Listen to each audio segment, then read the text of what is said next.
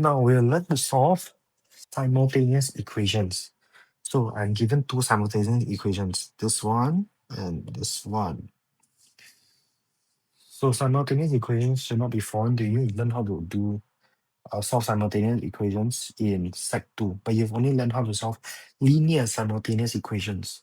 But here, to be honest, it's not that big of a difference, because here we're always trying to take the formulas or the equations given to us and actually make a set of linear equations.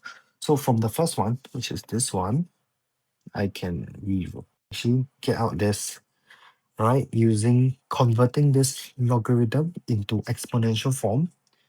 I get this, and then I make y the subject, okay, to get my first equation.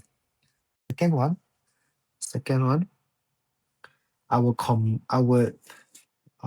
move this log to the right hand side, and then combine these two logarithms into one.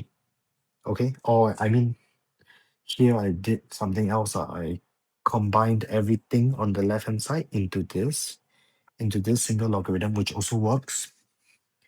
Then I use my equality of logarithms to see that xy over 3 equals to 4.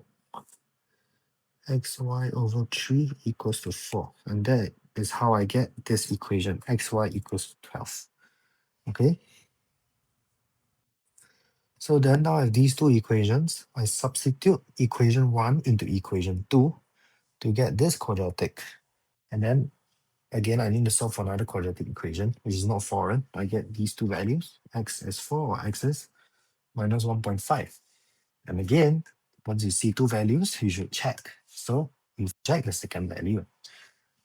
Because if I substitute it into here, x as minus 1.5 into here, it will be undefined.